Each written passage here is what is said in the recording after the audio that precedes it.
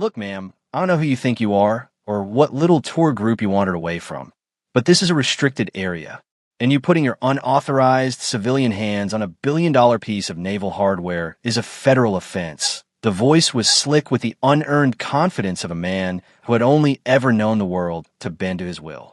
Lieutenant Caden Vance, all polished brass and starched whites, had his hand pressed flat against the wall, inches from the woman's head. His other hand was a cage of fingers around her upper arm, his grip just tight enough to be a threat. He had her pinned, a specimen of his authority. The crowd of young officers and enlisted technicians behind him shuffled their feet. A few nervous snickers broke the sterile silence of the Chimera simulator bay, the sound of complicity. They saw what Vance saw, a woman in her late 40s, maybe early 50s, dressed in a plain, gray maintenance jumpsuit with no rank, no name tag, no insignia of any kind. Her hair was pulled back in a simple, severe bun, and her face was devoid of makeup, etched with fine lines around the eyes that Vance mistook for the weariness of a menial life, not the cartography of 1,000 high G turns. She didn't struggle. She didn't speak. Her eyes, a calm and startlingly clear shade of blue, didn't even focus on him.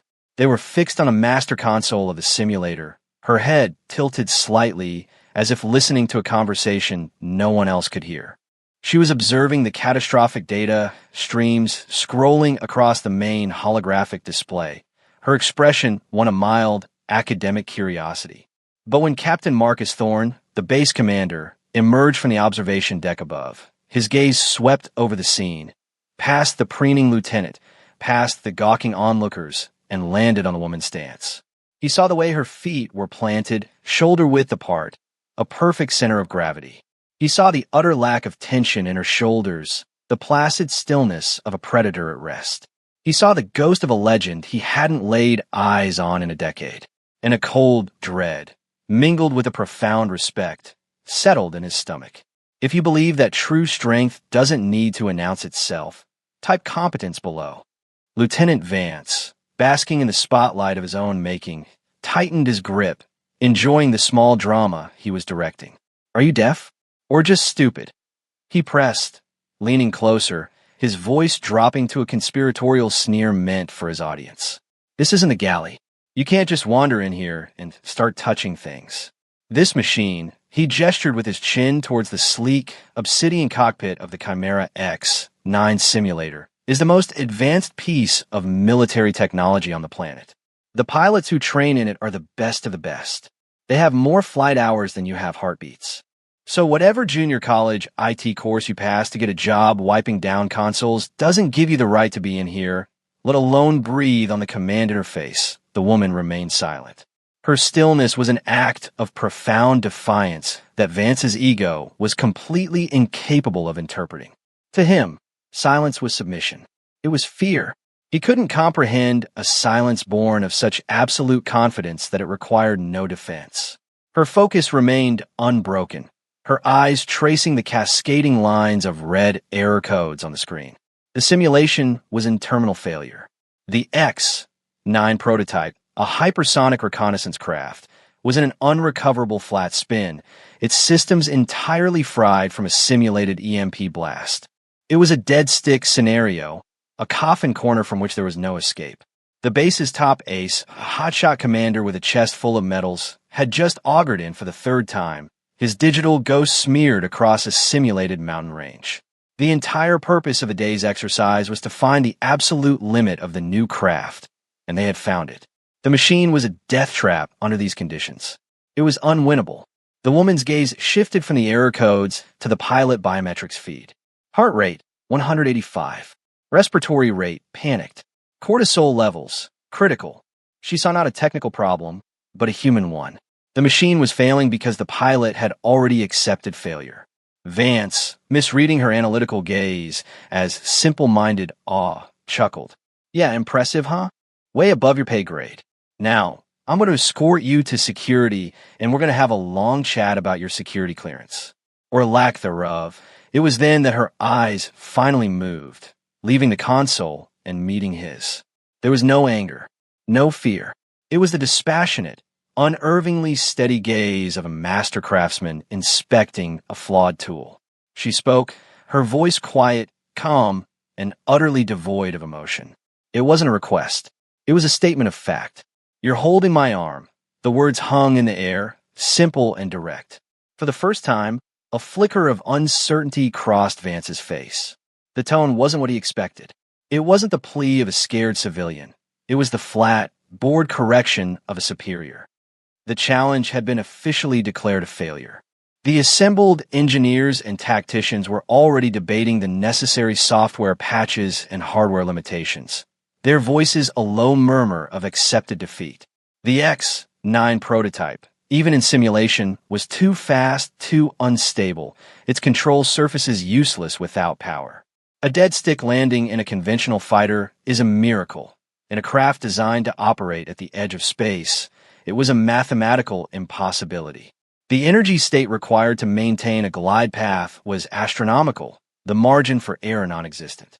The best pilots in the Navy had tried and failed, their immense skill and courage rendered irrelevant by the cold, hard laws of physics. The room was thick with the smell of scorched pride and expensive coffee. It was into this atmosphere of resignation that the woman in the gray jumpsuit moved. As Lieutenant Vance stood momentarily frozen by her unexpected, placid response, she effortlessly disengaged her arm from his loosening grip. It wasn't a struggle. It was a simple, fluid motion like water flowing around a rock. She took 3 steps toward the simulator's command console, her movements economical and precise. Vance, his authority suddenly feeling hollow, sputtered, "Hey, I told you not to touch that." But his words had lost their edge, turning from a bark into a yelp. The woman paid him no mind. Her fingers, long and steady, hovered over the primary control board. She didn't type. She didn't search. Her right index finger landed directly on a small, unmarked diagnostic icon in the corner of the screen, a feature so deeply embedded in the system's architecture that only its original programmer would know it was there. A new window opened, a raw data feed from the simulator's gyroscopic stabilizers. Her eyes scanned the numbers, her expression unchanged. Then she turned, not to Vance, but to the senior tech chief standing by the cockpit hatch. "Reset the simulation to the point of EMP detonation. Full dead stick. No system reinitialization," she said. Her voice was still quiet, but it carried an undeniable weight, the casual authority of someone who had spent a lifetime giving orders and having them obeyed without question. The tech chief, a man with 25 years of service, looked from her to the sputtering lieutenant, then to the silent observation deck where Captain Thorne stood watching, his face an unreadable mask. Thorne gave a short, almost imperceptible nod. That was all the chief needed. He turned to his console. Resetting simulation. Mark, the main screen flickered, and once again, the X-9 was tumbling through the digital sky, alarms blaring a symphony of doom. The woman walked to the simulator cockpit, her footsteps making no sound on the polished floor. She swung herself into the pilot's seat with a practiced grace that was jarringly at odds with her unassuming appearance. It was the motion of someone who had done this 10,000 times before. She didn't bother with the helmet. She didn't strap herself in. Her hands simply found the flight stick and throttle, her fingers wrapping around the controls as if they were extensions of her own body. The bay fell into a deafening silence. Every eye was locked on the main screen, watching the impossible unfold. The cockpit of the Chimera X-9 was a coffin, and everyone in the room knew it. The simulation was a funeral. On the main holographic display, the view from the canopy showed the world spinning violently, a nauseating blur of blue sky and brown earth. The altimeter was unwinding at a terrifying rate. Inside the physical simulator, the G-force actuators would be straining, trying to replicate the bone-jarring chaos of an uncontrolled descent. Every alarm was screaming at once. Stall, stall, pull up, terrain, terrain. It was a digital cacophony designed to induce panic, to shatter a pilot's focus. But the woman in the pilot's seat was a sea of calm in the center of the storm. Her biometric feed, now displayed on the side monitor, was the most shocking thing on screen. Heart rate, 72 beats per minute, steady as a metronome. Respiratory rate, slow, deep, rhythmic. Her cortisol levels were dropping. In the face of certain death, she was statistically more relaxed than Lieutenant Vance, who was standing by the console, his own heart hammering against his ribs. She made no sudden movements. Her hands on the controls were preternaturally still. She wasn't fighting the spin. She was listening to it. Her eyes were closed, her head tilted as she felt the complex forces acting on the airframe through the subtle feedback in the stick. This was not piloting as they knew it. This was something else entirely, a communion between woman and machine. Then her hands moved. It was a minute almost imperceptible input. A fractional push of the right rudder pedal, a slight forward pressure on the stick, not to pull out of the dive, but to push deeper into it, to gain airspeed where there should be none. The spin, which had been erratic and violent, began to stabilize. The horrifying lurching smoothed into a predictable, high-speed corkscrew. On the screen, the altimeter was still screaming toward zero, but the vertical speed indicator began to flicker. The rate of descent was decreasing impossibly. She was using the aircraft's own rotational momentum to generate a bizarre and unorthodox form of lift. It was a move that didn't exist in any flight manual. It was aeronautical heresy. The room held its collective breath. Vance whispered, "No way, that's not possible." The tech chief stared, his mouth agape, as he watched her bleed off angular velocity by manipulating the powerless control surfaces against the hypersonic airflow, treating them like the sails of a ship to catch the wind. The craft stopped spinning. It was now in a steep, terrifyingly fast glide, but it was a glide. It was under control. She was flying a brick, and she was making it soar. With less than 1,000 feet of altitude to spare, she leveled the wings, the digital landscape rushing up to meet her. The runway of the simulated airbase appeared, a tiny gray strip in the distance. She had no engine, no flaps, no landing gear. She had only momentum and an impossible amount of skill. She performed a series of gentle, precise S-turns, bleeding off the enormous speed, her hands dancing over the controls. The X-9, a machine designed for Mach 5, kissed the runway at a mere 180 knots. It slid down the tarmac in a shower of sparks, screeching to a halt less than 10 feet from the end of the asphalt. The screen flashed green. Mission status: successful. A wave of stunned, absolute silence washed over the entire bay. It was heavier, more profound than any sound. It was the sound of a paradigm being shattered. The silence in the simulator bay was a physical presence, a heavy blanket of disbelief that smothered every other sensation.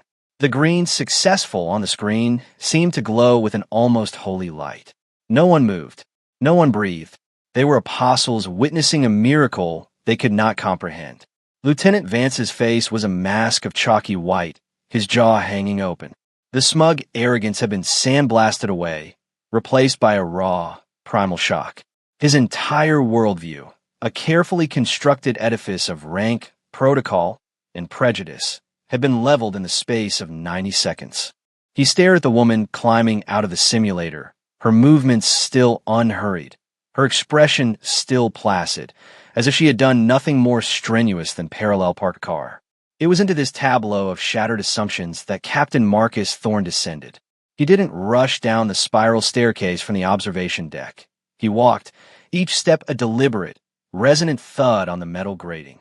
The crowd of onlookers, a mix of officers and enlisted personnel, parted for him like the Red Sea, their eyes darting nervously between the calm woman and their approaching base commander. Thorne's face was grim, his eyes hard as granite. He didn't look at Vance. He didn't look at the crowd. His entire focus was on the woman in the gray jumpsuit. He stopped 5 feet in front of her. For a moment, the two senior officers simply looked at each other, a silent conversation passing between them that spanned years of shared service in places the young men in this room couldn't even imagine. Then Thorne's gaze swept over the room, and his voice, when it came, was not loud, but it cut through the silence like a razor. "Lieutenant Vance." Vance flinched as if struck. "Sir," he stammered, his voice thin and reedy. Thorne's eyes were cold fire. "You have a question. You asked this person who she thinks she is." He took a deliberate step to the side, gesturing toward the woman. "Allow me to answer that for you." Thorne walked to the master command console, the one the woman had so expertly manipulated. His fingers moved across the keyboard with sharp, angry precision. He bypassed the standard user interface and brought up a command line prompt, typing in a security override code that made the tech chief's eyes go wide. A file appeared on the main holographic screen, stark and official. It was a United States Navy officer service record. At the top, a photograph showed the same woman, 10 years younger, in the full dress uniform of a rear admiral. The name read, Hayes, Evelyn R. Captain Thorne let the image hang in the air for a long moment, forcing every person in the room to confront the magnitude of their ignorance. The holographic file pulsed with a quiet, damning authority. Then he began to speak, his voice a low, controlled cadence that was more intimidating than any shout. He pointed to the screen, his finger tracing the lines of text as he read them aloud, each word a hammer blow against the fragile ego of Lieutenant Vance. Name, Hayes, Evelyn R., current rank, Admiral, United States Navy. A collective gasp, sharp and sudden, swept through the room. Vance swayed on his feet, his face ashen. An admiral, not a captain, not a commander. A full, four-star admiral. She was not just a superior officer. She was in the highest echelon of naval command, a being as far removed from a lieutenant as a star is from a firefly. Thorne wasn't finished. His voice continued, relentless and unforgiving. Command history. Commander, Carrier Air Wing 5. Commander, Task Force 77. Director of Special Projects, DARPA. He paused, letting the weight of those commands settle. Task Force 77 was the tip of the spear in the Pacific. DARPA was the bleeding edge of futuristic technology. This wasn't just a career. It was a legend written in the highest echelons of modern warfare. Flight hours. Thorne continued, his voice dropping slightly, taking on a tone of reverence. Total, 9,421. Combat hours, 2,850. Aircraft certifications. F-14 Tomcat, F/18 Super Hornet, F-35 Lightning II. He trailed off, then pointed to a heavily redacted line item. And 720 hours in classified prototype airframes, including the X-9 Chimera. He turned his head slowly, his eyes locking onto Vance. This woman has more flight time in a machine you are standing in than every other pilot on this base combined. She didn't just fly it. She helped design it. The diagnostic icon she used? She wrote that code herself on a flight back from a deployment. The impossible dead stick landing you just witnessed? They call that the Ghost, a maneuver she perfected during a real-world engine failure over hostile territory. A maneuver that is named after her call sign. Thorne's finger moved to the final, most damning section of the file. Title: Lead Architect and Senior Evaluator, Project Chimera. Reason for visit: unannounced operational readiness inspection. He let the words sink in. She wasn't a lost civilian. She wasn't a low-level tech. She was the final exam. She was the ghost in the machine, the ultimate authority on its every nut and bolt. Thorne turned away from the console and faced Admiral Hayes. He drew himself up to his full height, his back ramrod straight.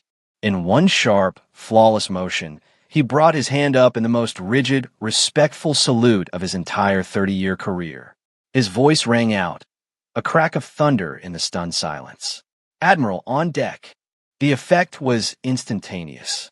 Every officer, every enlisted man and woman in the room, snapped to attention, their own hands flying up in a ragged, panicked wave of salutes.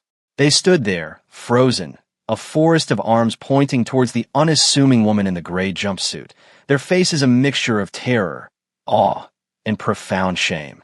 The story of what happened in Simulator Bay 3 spread through the sprawling naval base not like wildfire, but like a shockwave.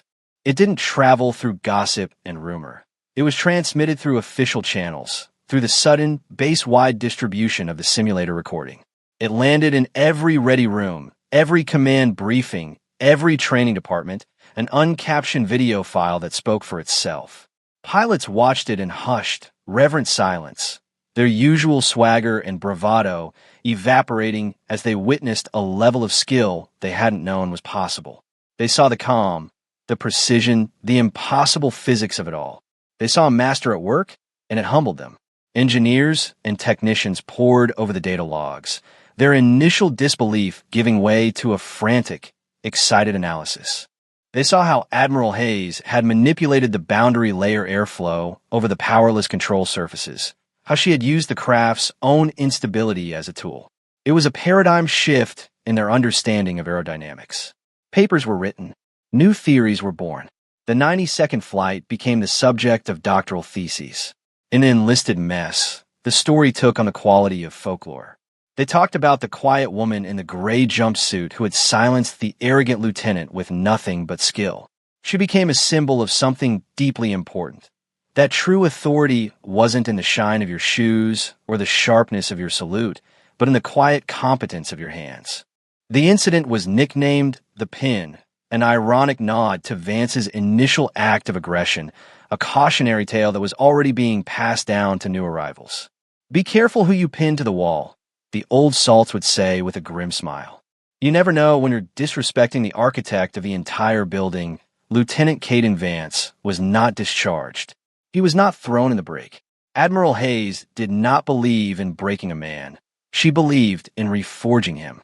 Vance was formally reprimanded by Captain Thorne in a closed-door meeting that, by all accounts, was brutally efficient. But his real punishment and his redemption came a few days later. He stood for 2 hours outside the Admiral's temporary office, waiting. When he was finally admitted, he found her not behind a desk, but at a workbench, meticulously disassembling the flight stick from the simulator, checking for microscopic stress fractures. He stood at attention and delivered a stiff, formal apology, as per regulations. She didn't even look up from her work. That was for the uniform, Lieutenant, she said quietly. Now, what do you, Caden Vance, have to say? The question disarmed him completely. The carefully rehearsed words died in his throat. He swallowed hard, and for the first time, spoke with genuine humility. Ma'am, Admiral, I was arrogant. I was wrong. What I did was inexcusable. I saw a woman, not an officer. I saw a jumpsuit, not a record of service. I failed, and I'm truly sorry. Hayes finally put down her tools and looked at him, her blue eyes analytical. Assumptions are a luxury, Lieutenant. They are the enemy of observation. You saw what you expected to see, and in doing so, you missed everything that was actually there. Your job is not to enforce your assumptions. Your job is to see the reality of the situation and act accordingly. You failed at your job. The question is, will you continue to fail? Vance stood straighter. No, Admiral, I will not. She simply nodded. Good. Don't waste the lesson. It was an expensive 1-inch. She then handed him a small, worn data chip. These are the telemetry logs from my flight. Study them. Understand them. Not just the physics. Understand the mindset. Then teach it to others. Dismissed. The change in Lieutenant Vance was not immediate, but it was profound. He became quieter, more observant. The slick, easy arrogance was replaced by a watchful humility. He stopped being the loudest voice in the room and started being the most attentive pair of eyes. He took the data chip the Admiral had given him and treated it like a sacred text. He spent hundreds of off-duty hours in the simulator, not trying to replicate the ghost landing. He knew that was beyond him, but trying to understand the philosophy behind it. He studied the economy of motion, the way every input was deliberate, necessary, and perfectly timed. He began to see the world not as a stage for his own performance, but as a complex system of variables that required careful, dispassionate analysis. He started mentoring junior officers, not with lectures and boasts, but with questions. What do you see? He would ask them, standing before a new piece of equipment or a complex tactical problem. Don't tell me what you think. Tell me what you see. His transformation became its own quiet legend, a footnote to the larger story of the Admiral. He became living proof that the lesson had been learned. The ripple effects of that day continued to spread. The simulator bay, once just a sterile training room, became something of a shrine. The simulator cockpit where Admiral Hayes had sat was marked with a small, simple brass plaque. It didn't bear her name or rank. It just said, "Assumptions are the enemy of observation." The recording of her flight was incorporated into the core curriculum at the Naval War College and the Academy. It was no longer just a technical marvel. It was a lesson in leadership, composure, and the nature of power. The maneuver itself, the impossible deadstick landing, was officially designated the Hayes Glide in all future aeronautical engineering textbooks and training manuals. It became a benchmark, a theoretical absolute against which all future pilots would be measured. The culture of the base itself began to shift. A new emphasis was placed on cross-discipline respect. Pilots started spending time with maintenance crews, learning the intricacies of the machines they flew. Engineers were brought into tactical briefings. The invisible walls between ranks and roles, the walls that had allowed Vance's prejudice to fester, began to crumble. Admiral Hayes herself never spoke of the incident again. Her inspection report was filed, noting several areas for improvement in the Chimera program and one glaring deficiency in the base's command climate, which she noted was already being vigorously addressed by Captain Thorne. She left the base as quietly as she had arrived, a ghost disappearing back into the highest echelons of the Navy. She did not require apologies or accolades. The proof of her worth was not in their respect, but in the quiet, undeniable fact of her competence. Her legacy was not the story they told about her, but the improvements they made because of her. She had come not to be seen, but to make them see. A year passed. The naval base was a different place. The change was palpable in the air, a quiet undercurrent of professionalism that had replaced the former culture of brash confidence. The story of the pin was now a foundational myth, the first story told to every new officer and enlisted sailor who set foot on the base. It was a parable, a warning, and an inspiration. Captain Thorne made sure of it. He saw it as his primary duty to ensure the lesson Admiral Hayes had taught them was not just remembered, but institutionalized. The brass plaque in Simulator Bay 3 was polished daily. The Hayes Glide was the final, optional, and nearly impossible test for any pilot wishing to be certified as a master of their craft. No one had yet succeeded, but the pursuit of that perfection had elevated the skill of every pilot on the base. They were better, sharper, and more humble than they had ever been. Lieutenant Caden Vance stood on the observation deck overlooking that same Simulator Bay, the one that had been the site of his greatest shame and his most important education. He was a lieutenant commander now, his recent promotion a quiet testament to his transformation. Beside him stood a young, nervous ensign, fresh from the academy, on her first day at the command. She was staring down at the complex array of consoles and the sleek, intimidating form of the X-9 simulator. "It's a lot, sir," she said, her voice barely a whisper. "I don't know if I'm ready for this." Vance didn't look at her. He kept his eyes on the bay below. "You're not," he said, his voice calm and even. The ensign flinched. Vance continued, "You're not ready. You'll never be truly ready. The moment you think you are, that's the moment you become a danger to yourself and your winged men." He finally turned to her, his gaze direct and serious, but lacking the fire of his former arrogance. It was the steady gaze of a teacher. "Your job isn't to be ready. Your job is to be present, to observe, to listen.